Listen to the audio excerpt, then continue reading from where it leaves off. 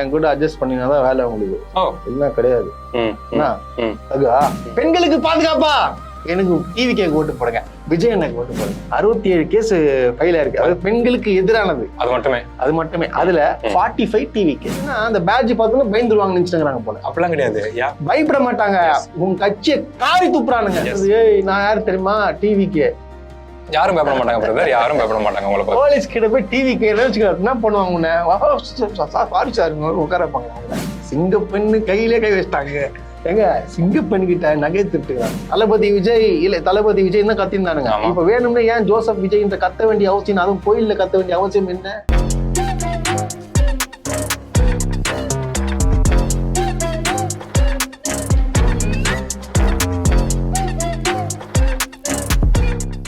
வணக்கம் நேர்களே. வணக்கம் ப்ரோ. வணக்கம் வணக்கம். அதாவது நான் தமிழ்நாட்டுல இருக்கேன்னா இல்ல வேற எங்கேயாச்சும் வட மாநிலத்துல இருக்கேனான்னு சொல்லி எனக்கு தெரியலங்க. எனக்கு டவுட் ஆகுது. நான் தமிழ்நாட்டுல தான் இருக்கேன். தமிழ்நாட்டுல தான் இருக்கும். சென்னை தானே அது? ஆமாங்க, லொகேஷன் சொன்னா இஷ்யூ ஆயிரும். பக்கத்துல சென்னைக்குள்ள இருக்கோம் நம்ம. எஸ். அதாவது தினங்க இது அதாவது நீங்க பழைய ஆட்சி எத்தனை பேர்லாம் குறை சொன்னாங்களோ, ஆனா இப்ப நடக்கிற ஆட்சி பாத்தீங்கன்னா ரொம்ப கொடூரமா இருக்கு. எஸ். ஏன்னா சட்டம் ஒழுங்குல பாத்தீங்கன்னா போலீஸ் கைது பண்றாங்க. கரெக்ட். ஆமா, போலீஸ் கைது பண்ணுவாங்கன்னு தெரிஞ்சும் இந்த மாதிரி வேலைகள்ல ஈடுபடுறாங்கன்னா வாட் இஸ் தட்? அது தைரியம் தாங்க. ஒன்னும் பிரச்சனை இல்லை, பாத்துக்கலாம். கைது பண்ணாலும் ஒன்னும் பிரச்சனை இல்லை, டீல் பண்ணிக்கலாம் அப்படிங்கிற தைரியம் தான். ஏன்னா எல்லா சைடும் நம்ம பாக்குறோம். அதுவும் குறிப்பா ஆட்சிக்கு வந்த நபர்கள், ஆட்சியில இருக்க நபர்கள் சார்ந்த கட்சி சார்ந்த நபர்கள் ரொம்ப அராஜகம் பண்றது நிறைய பார்க்க முடியுது. அராஜகமா? ஏங்க ஒண்ணு இல்லைங்க. நேத்து நான் இந்த ஸ்ரீவைகுண்டம் விஷயத்தை பத்தி நான் பேசிட்டு இருக்கேன். நான் பேசினதுக்காப்புல இன்னொரு நியூஸ் வருது. இந்த மாதிரி பார்த்தோன்னா ஆலந்தூர் பகுதி செயலாளர் இந்த மாதிரி ஒரு விதவை பொண்ணு தவறா நடந்துக்கிட்டாரு. அதுகிட்ட போயிட்டு அதாவது என்ன பண்ணிருக்காரு தெரியுமா உங்களுக்கு? அவங்க ஒரு ஜிம்ல வேலை செய்யறாங்க. கார்பரேஷன் ஜிம், பெண்களுக்கான ஜிம். Super super. அதாவது பாத்தீங்கன்னா அவங்களுக்கு ஒரு கார்பரேஷன்ல வேலை கொடுத்துருக்காங்க. சூப்பர். சோ இவங்க ஆட்சி மாறினால இவர் என்ன பண்றாரு? பகுதி செயலர் அங்க போய் பாக்குறாரு, எப்படி நல்லா நடக்குதான்னு சொல்லிட்டு பாத்துட்டு அங்க வேலை செய்யறாங்க போல, அவங்க மேனேஜர் போல. அவங்க கிட்ட பேசிட்டு நம்பர் வாங்கிட்டு வந்துட்டாப்ல. நம்பர் வாங்கிட்டு அங்க நாங்க ஆளை மாத்த போறோம், அதனால நீங்க என்ன சொல்லிட்டு பாத்துங்க அப்படின்னு சொல்லிட்டு என்ன பண்ணு அந்த அவங்களுக்கு புரிஞ்செய்தி அனுப்புறாரு. இந்த மாதிரி மெசேஜஸ் எல்லாம் அனுப்பிச்சுட்டு இருக்கா, தப்பான ஆபாசமா அனுப்பிச்சுட்டு இருக்காப்ல. இவங்களுக்கு ஒரு கட்டத்துல முடியாம இந்த மாதிரிலாம் எனக்கு மெசேஜ் எல்லாம் பண்ணாதீங்க அப்படின்னு சொல்றாங்க. கடைசியா ஒரு நாள் குடிச்சிட்டு ஃபுல் போதையில என்ன பண்ணிட்டாப்ல, ஸ்ட்ரைட்டா அதாவது போன் போட்டு உடனே வாங்க உங்ககிட்ட பேசணும் அப்படின்னு சொல்லிட்டு எதுக்குங்க வரணும்னு கேட்டுக்கிறாங்க. வாங்கன்னா வாங்க கீழே வர வச்சு என்ன கேக்குறாப்புல, என் கூட அட்ஜஸ்ட் பண்ணினாதான் வேலை உங்களுக்கு. இல்ல கிடையாது. இந்த தைரியம் எப்படி வருது? பகுதி செயலாளர்ல பகுதி செயலாளருங்க. சும்மா நினைச்சுட்டு இருக்கீங்களா? எனக்கு புரியலங்க. மக்கள் ஓட்டு போட்டு ஜெயிக்க வச்சு மக்களை பத்திரமா பாதுகாத்துக்குதான். எங்கெல்லாம் விதவை பெண்கள் இருக்காலும் அவங்களை தேடி டார்ச்சர் பண்றது கிடையாது. அதுவும் இவ்வளவு மோசமா கீழே இறங்கி வாங்கன்னு சொல்லி குடிச்சிட்டு போய் ஒரு பொண்ணை டீல் பண்ற அளவுக்கான தைரியம் எது கொடுக்குது? ஆட்சி கொடுக்குதா? அதிகாரம் கொடுக்குதா உங்களுக்கு? யாரு பின்னணியில யாரு இருக்கா? எஸ். இப்ப நான் கேட்குவா யார் அந்த சாருன்னு? எஸ். கேட்கலாம்ல. பதில் வர மாட்டேங்குது. வராது. ஏன்னா எல்லாருக்கும் ஒரு பயம் இருக்குங்க. நமக்கு மேல யாருமே இல்ல, இஷ்யூ ஆயிரும், இப்ப டக்குன்னு சிக்கல்லாம் கால் பண்ணி பேச ஒரு தைரியமான ஆள் இருந்தா மட்டும் தான் இந்த மாதிரி வேலைகள் செய்வாங்க நபர்கள். சோ அப்படி இருக்கப்ப இது மாதிரி அதிக வேலைகள் நடக்குது அப்படின்னா அதுக்கு ஹையரார்க்கில யார் இருக்காங்கிறது கண்டிப்பா. அதே போல இப்பதான் காவல்துறை கிட்ட புகார் அளிச்சிருக்காங்க. அந்த புகாரின் அடிப்படையில பாத்தீங்கன்னா ஒரு பேர்ல 2 வழக்குகள் பதிவு பண்ணி போலீஸ் தேடிட்டு இருக்கு. ஆள் அப்ஸ்காண்ட். தைரியம் இருக்குல்லங்க. நான் கேக்குறது தைரியம் இருக்குல்ல, ஒரு வேலை பண்றதுக்கு வரீங்கல்ல எஞ்சிக்கிட்டு, அப்ப டக்குன்னு பிரச்சனையை ஃபேஸ் பண்ணுங்க. நான் சொல்றேன், ஏன் ஓடுறீங்க? ஆனா அதே போல காவல்துறையை பாராட்டணும். ஆளுங்கட்சாலும் சரி எவனாலும் சரி தவறு செஞ்சா உடனே எஃப்ஐஆர் போட்டாங்க. தாராளமா போடணும். அப்பீலே இல்ல, அப்பீல் உடனடி எஃப்ஐஆர். Super super. பாராட்டணும். நம்ம இதை ஒரு சைடு பாராட்டினாலும் இந்த பக்கம் தொடர்ந்து நடந்து தானே இருக்கு. ஏங்க ஒரு ஸ்டாட்ஸ் ரிப்போர்ட் கொடுத்துக்கிறாங்க. என்னன்னு பாத்தீங்கன்னா கிட்டத்தட்ட நேத்தோட சேர்த்து 67 கேஸ் ஃபைல் ஆயிருக்கு. அது பெண்களுக்கு எதிரானது. அது மட்டுமே. அதுல 45 டிவிக்கு. அச்சச்சோ. ஓகே 46 நினைக்கிறேன். 46 45. ஓகே. இந்த நபர்கள் எல்லாமே டிவிக்கு முதல் மாநாட்டுல பங்கெடுத்திருப்பாங்களா? அடுத்த மாநாடு பங்கெடுத்திருப்பாங்களா? சார் பேசின வீடியோஸ் எல்லாம் பாத்துருப்பாங்களா? பாத்துருப்பாங்களே. ஓட்டம் கேட்டிருக்காங்களே, பெண்களுக்கு பாதுகாப்பா எனக்கு டிவிக்கே ஓட்டு போடுங்க, விஜய் எனக்கு ஓட்டு போடுங்க அப்படின்னு சொல்லிட்டு இவனுங்களே எஸ் பண்ணிட்டு ஆட்சிக்கு வந்ததுக்கு அப்புறம் இவ்வளவு தைரியமா பண்ண முடியுது அப்படின்னா பாருங்க பிரதர். ஆட்சி எதிர்கட்சி இல்ல பெர்சன்டேஜ் அப்படின்னா கூட ஓகே, ஏதோ பசங்க ஏதோ பண்றாங்க வயசு கோளாறுல அப்படிங்கிறது ஓகே, ஸ்டில் தப்பு.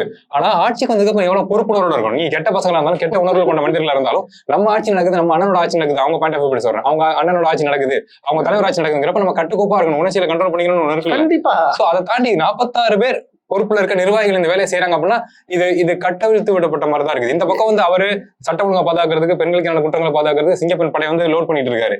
இந்த பக்கம் இவங்க அதுக்கு ஈக்குவலா டஃப் கொடுக்குறாங்க. யார் அப்படின்னா அதே டிவிகே மெம்பர்ஸ் தான்.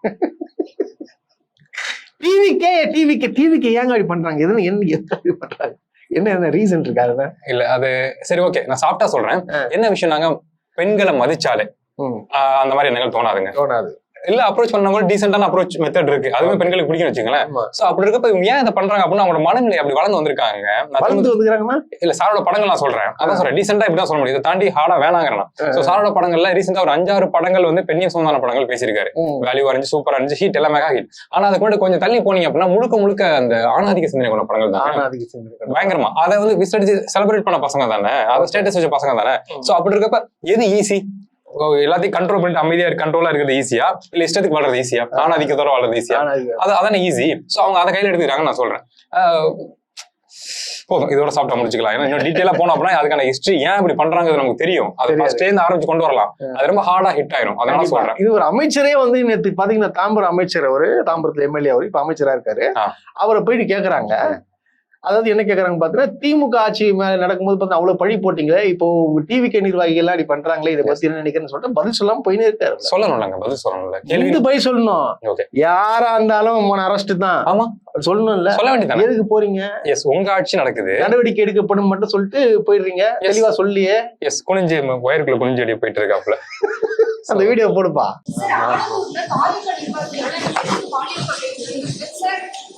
பொறுப்பு அமைச்சரா இருக்கீங்க, இந்த மாவட்டத்துக்கு பதில் சொல்லாம போறீங்க சார். சார்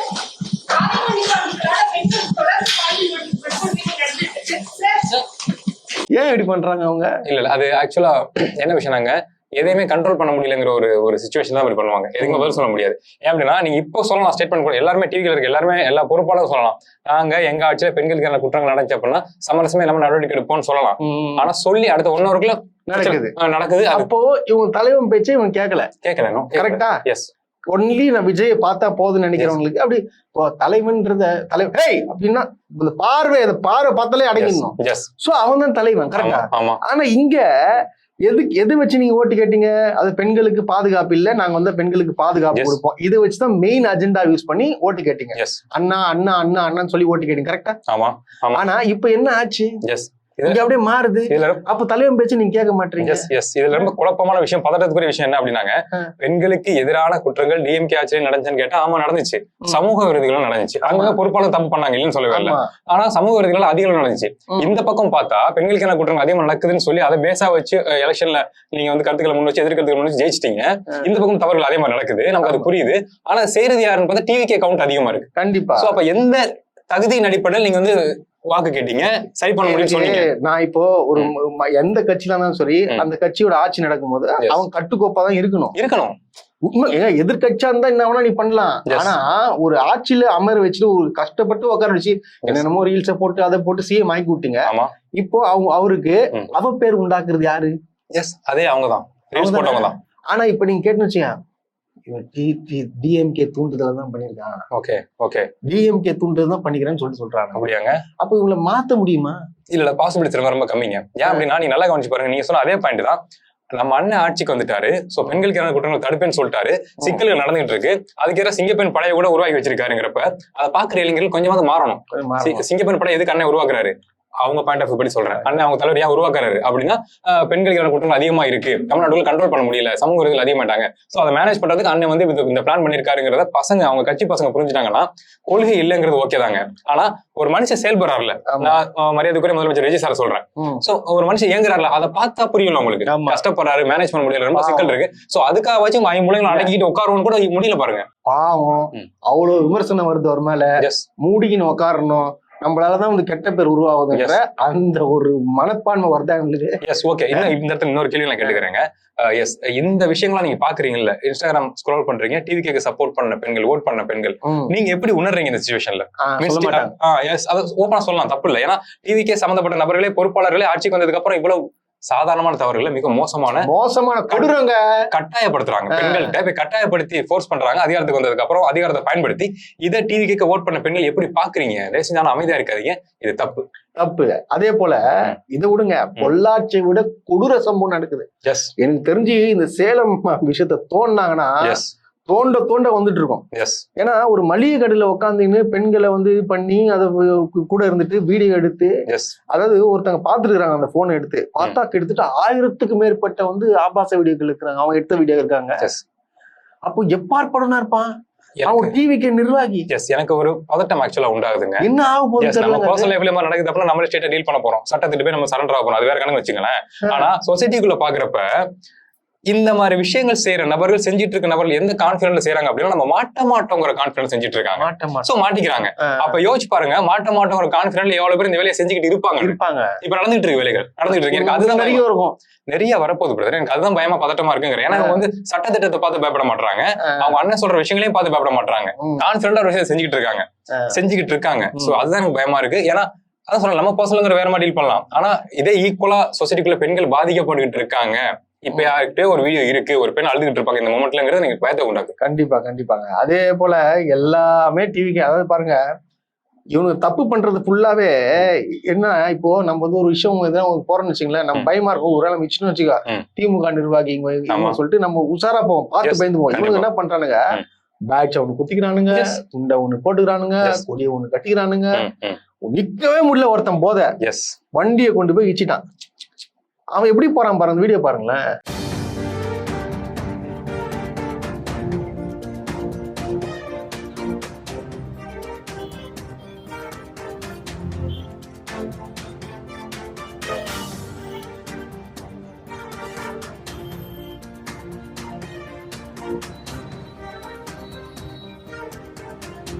அது ஆண்டிகப்பா அவரு அதான் கேக்குறேன். அப்படிலாம் இல்ல ரைட்டா இருக்கிறதுனால அப்படிங்கிறாரா? அதாவது நிக்கவே முடியல. அந்த போலீஸ்கார கேக்குறாரு, என்னப்பா உனக்கு கால்ல கீழே என்ன ஆண்டிகாப்னா இல்ல டைட்டா இருக்கிறேன் சொல்றாரு அவரு. பாத்துங்க எப்படி வந்து மிரட்டுறது, போதையை போட்டு வாக்குவாதம் பண்றது. உங்க கட்சியை உங்க தலைவரை நீங்க மதிக்கிறீங்க அப்படின்னா இந்த மாதிரி சம்பவம் நடந்து போச்சுன்னா டக்குனு அந்த டேகை கழட்டிட்டு இது கட்சிக்கும் எனக்கு சம்பந்தம் இல்ல, நான் தனியா குடிச்சிட்டு வந்தேன், சோ சிக்கல் இருக்கு, என்ன மன்னிச்சிருங்க, என்ன ப்ரொசீஜர் சொல்லுங்க, நான் பண்றேன்னு சொல்லணும். அதை விட்டு டஃப் கொடுத்து பேசுறது, அந்த டேகை மாட்டிக்கிட்டே பேசுறதுங்கிறது. பேட்ஜ் குத்திக்கிறானுங்க. இப்போ பேட்ஜ் இருக்கு, பேட்ஜ் அந்த பேட்ஜ் என்னன்னா அந்த பேட்ஜ் பார்த்தோன்னா பயந்துருவாங்க நினைச்சுக்கிறாங்க போல. அப்படிலாம் கிடையாது, பயப்பட மாட்டாங்க. உங்க கட்சியை காரி துப்புறானுங்க. யாரும் பயப்பட மாட்டாங்க பிரதர். ஏன் பயப்படணும்? டேகோ கட்சி கொடி இருந்தா ஏன் பார்த்து பயப்படணும்? அதான் சொல்றேன், காரி துப்புறாங்க. இது நம்மளுக்கு கோவம் வருதுங்க. அதாவது நம்மளுக்கு வந்து விஜய் பிடிக்காதுதான் விட்டுருங்க, இதனால சிஎம் அவர் பேரை, அதாவது நான் ஓப்பனா சொல்றேன், அவர் பேரை கெடுக்கிறது மாற்று கட்சியினர் கிடையாது. நீங்க அடுத்த 5 வருஷத்துக்கு இருந்துச்சுன்னா அதான் நடக்கும். நீங்க தான் கெடுத்துருக்கீங்க. தினம் இதே மாதிரி பண்ணிருந்தீங்கன்னா அவங்க என்ன நடக்குமே தெரியாது. அவங்களுக்கு ஒரு அழகான ஆப்ஷன் இருக்கு பிரதர். என்னன்னா அதே கட்சி வாழ தகுதியற்ற ஊர்னு வந்துருங்க, பெண்கள் வாழ தகுதியற்ற ஊர் தமிழ்நாட்டுல வந்துரும். இங்க அது மாதிரி தான் வாங்கிட்டு இருக்கீங்க, நடந்துகிட்டு இருக்கு. நான் என்ன சொல்றேன்னா ஒரு பாசிட்டிவ் வேலை சொல்லணும்னா அவங்களுக்கு அருமையான ஆப்ஷன் ஒண்ணு இருக்கு. அவங்க ஆட்சியில இருக்காங்க, அவங்க கார்ல கட்சி கொடியில நம்ம கெத்தா குத்திக்கிறாங்க, நீங்க சொன்ன மாதிரி இந்த பேட்ஜ் குத்திக்கிறாங்க. நீங்க அர்ஜென்ட்டுக்கு நீங்க போய் மாறி மாறி ஆக்சிடென்ட்ல குத்தி எல்லாரையும் கொல்லாம இடிக்காம போலீஸ்ல சண்டை போடாம அதே மாதிரி மக்களுக்கு ஏதாவது சிக்கலாம் காரை ஓரம் கட்டிட்டு அதே பேட்ஜ் போய் ஹெல்ப் பண்ணீங்கன்னா அது பேரு எவ்வளவு வேல்யூவா இருக்கும். அதை பண்ணுங்களேன். அதை விட்டுட்டு மிரட்டுறது, நான் யாரு தெரியுமா, டிவிக்கு யாரும் பயப்பட மாட்டாங்க பிரதர், யாரும் பயப்பட மாட்டாங்க. உங்களுக்கு போலீஸ் கிட்ட போய் டிவிக்கு என்ன பண்ணுவாங்க, சாரி சார் உட்கார வைப்பாங்க. அவங்கள நோட்டட் புரிய மாட்டேங்குது. எல்லாம் மாறிடுச்சு. எல்லாமே பாத்தீங்கன்னா டோட்டலாவே அது எல்லாம் மாறிடுச்சு. இப்ப போலீஸ் ஸ்ட்ரிக்ட் ஆயிட்டாங்க, கிளீனா. அது நான் பாக்குறேன், எல்லா போலீஸும் நான் பாக்குறேன். இப்ப எல்லாம் பாத்தீங்கன்னா முன்னாடியாச்சும் கொஞ்சமாச்சும் அடி விடுவாங்க, இப்பெல்லாம் இம்மிடியா கேஸ போடுறது. ஆமா, அந்த மாதிரி நடந்துட்டு இருக்கு இப்போ. ஆமா, இப்படி ஸ்ட்ரிக் பண்ணாதான் பிரதர் இவங்களை ஹேண்டில் பண்ண முடியும். டிவிக்கு ஹேண்டில் பண்ணுமா? ஆமா, எஸ். ஏன்னா அவங்க கொஞ்சம் அதிகமா கட்டவிழ்த்து விட்ட மாதிரி பண்ணிட்டு இருக்காங்க. கார்ல வேகமா போறதா இருக்கட்டும், இல்ல பைக்ல சைலன்சர் மாட்டிட்டு முறுக்கிறதா இருக்கட்டும், போலீஸ் காவல்துறை அதிகாரிகள் முன்னாடியே இதெல்லாம் காவல்துறை அதிகாரிகள் பாக்குறாங்க. சோ அவங்களுக்கு ஒரு விஷயம் புரிய வரும்ல, கோல்சமா சமூக விரோதிகள் தாண்டி மக்களை தாண்டி இவங்க அதிகாரத்து வந்ததுக்கு அப்புறம் இந்த பசங்க கொஞ்சம் அதிகமா ஆடுறாங்க, சோ கொஞ்சம் ஸ்ட்ரிக்டா இருந்தா சரி வருங்கிறது அவங்க முடிவு. அது சரியா இருக்கும் நான் நம்புறேன். சரி, இப்படி இருக்கச்ச சிங்கப்பெண்ணுக்கு சிங்கப்பெண்ணு கையிலே கை வச்சிட்டாங்க.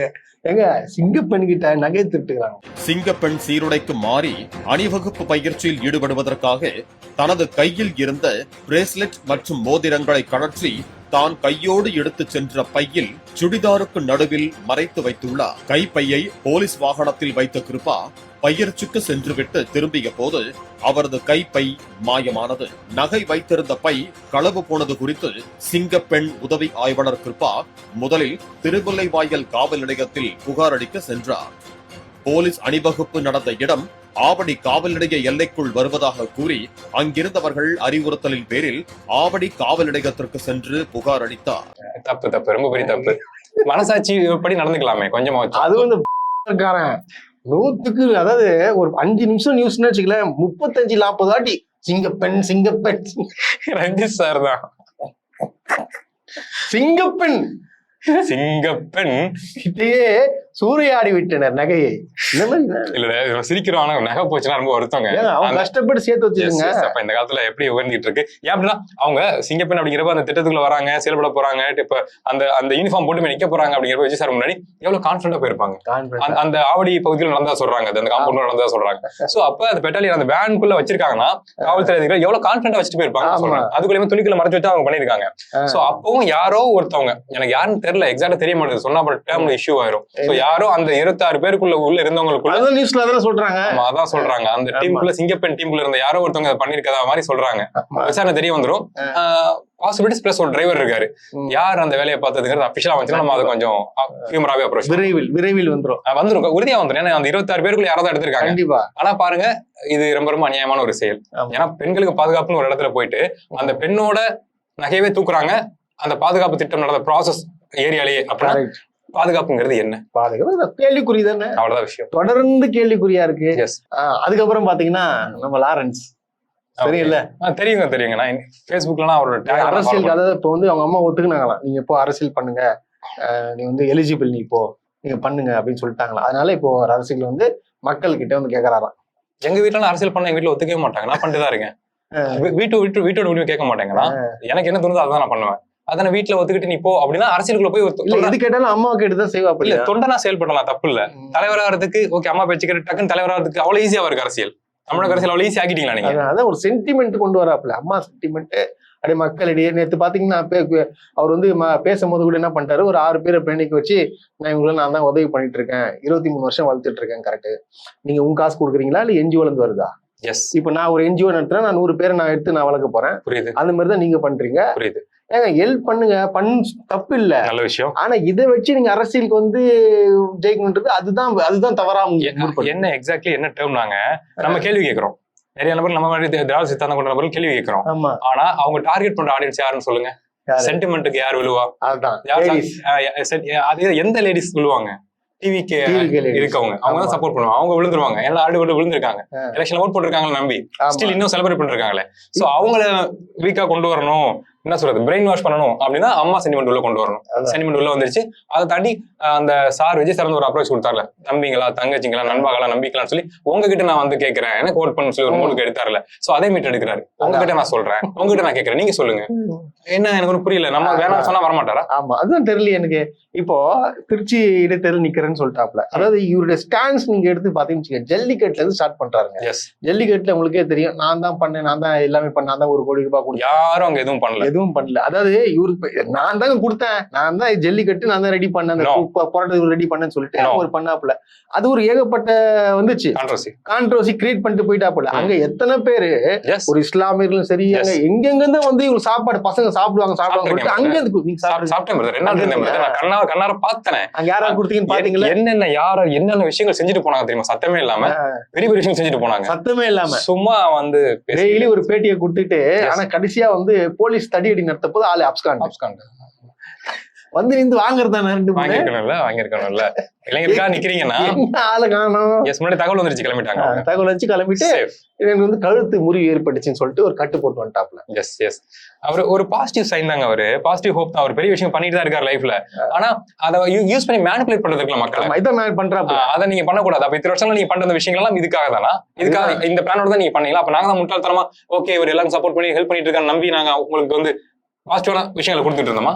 சோ இது முழுக்க ஏமாற்ற வேலையா இருக்கு. இப்போ வந்து விஜய் வந்து இப்ப ஆட்சியில வந்துட்டாருங்க, டிவிக்கு ஆட்சியில இருக்கு. சோ அதனால வந்து டிவிக்கு ஃபுல் பிளானுங்க, டிவிக்கு தான் டிவிக்கு தான் போயிட்டு திருச்சி கேட்டில் நிக்கலாம்னு பிளான் போட்டாங்க.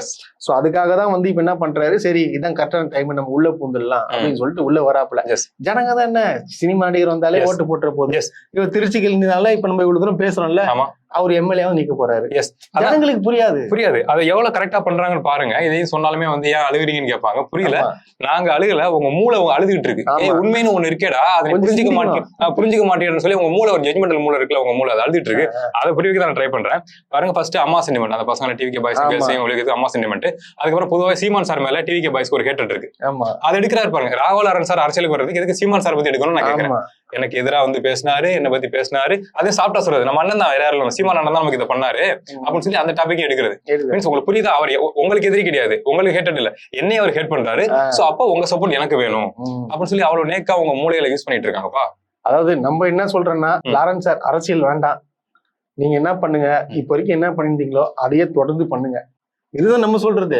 இப்போ நம்ம சொல்றதுனால என்ன, இப்ப இது எடுத்து வச்சுப்பானுங்க, எடுத்து கிளிக்க வச்சுன்னு இப்போ திருச்சி இறுதியில் நிற்பாங்க, விஜய் பேசுவாப்புல, உடனே மக்கள் ஓட்டு போட்டு ஜெயிக்க வச்சிருவாங்க, திருப்பி நம்ம ட்ரோல் பண்ணுவானுங்க.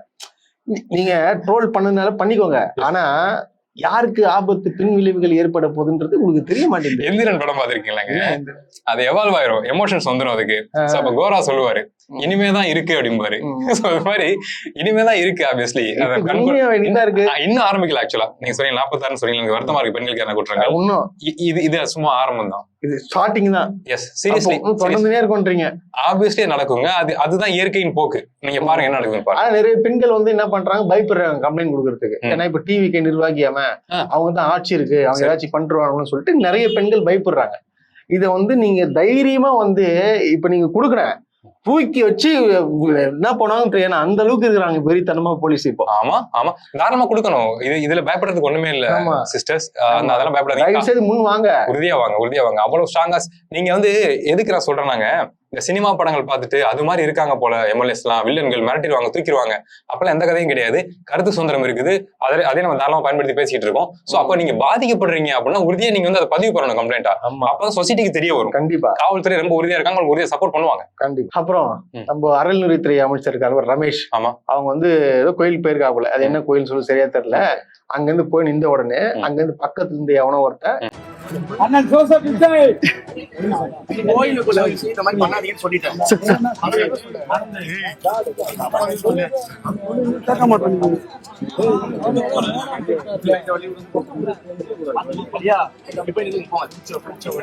ஜோசப் விஜய் வாழ்க.